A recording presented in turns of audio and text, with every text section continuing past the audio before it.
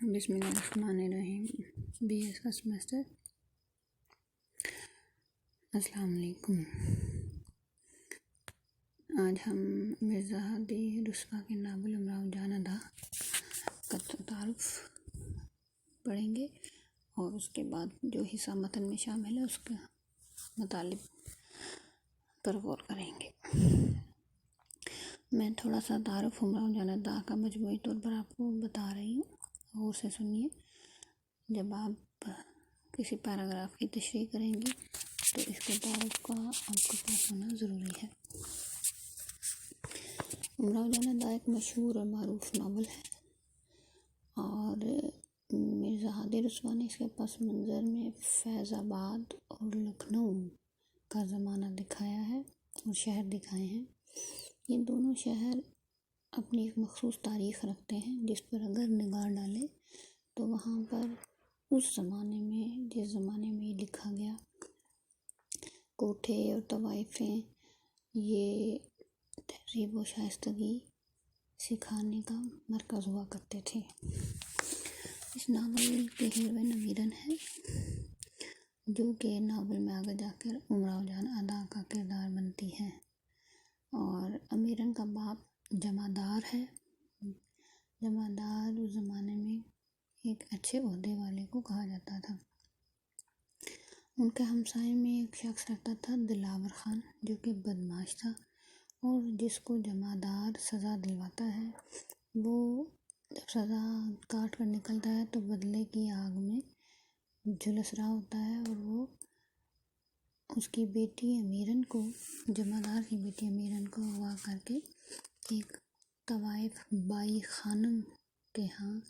125 روپے میں بیچ دیتا ہے۔ امراؤ جان یعنی امیرن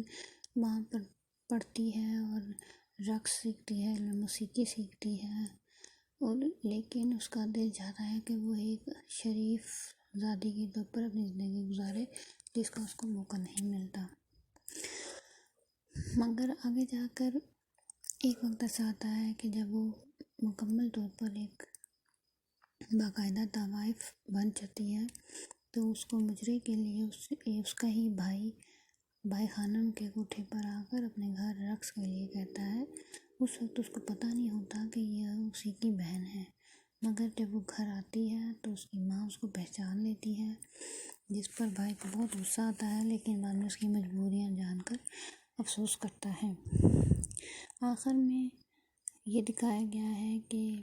ایک طویل زندگی طوائف کی گزار کے امراؤ جان ادا ایک محمد علی شخص کے نکاح، جو کہ اس کے ساتھ نکاح کا دعوے دار ہوتا ہے، اس کے نام پر زندگی گزارتی ہے، اور پھر توبہ طائب کرنے کے لیے کربلا چلی جاتی ہے، اور باقی ماندہ زندگی سکون سے شریفانہ انداز میں گزارتی ہے۔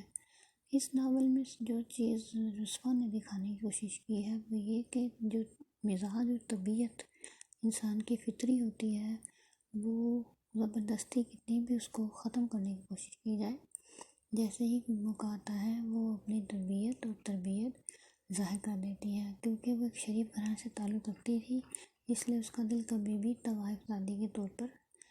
قبول نہیں کرتا تھا۔ اس لیے ناول کے آخر میں بھی وہ یہی بات بتانے کی کوشش کرتے ہیں۔ بچے اس میں جو بات ضروری ہے وہ یہ کہ ناول کا آغاز اس طرح ہوتا ہے کہ مرزا رسوا نے اپنے کردار کو خود بیچ میں شامل کیا ہے، اور وہ امراؤ جان ادا کے کوٹھے پہ بیٹھے ہیں، اور وہ اس سے کوٹھے پہ نہیں بلکہ اس کے گھر بیٹھے ہیں، اور اس سے اس کی پوری زندگی کے حوالے میں سوال و جواب کرتے ہیں۔ اور ایک اہم بات یہ ہے، اور دوسرا یہ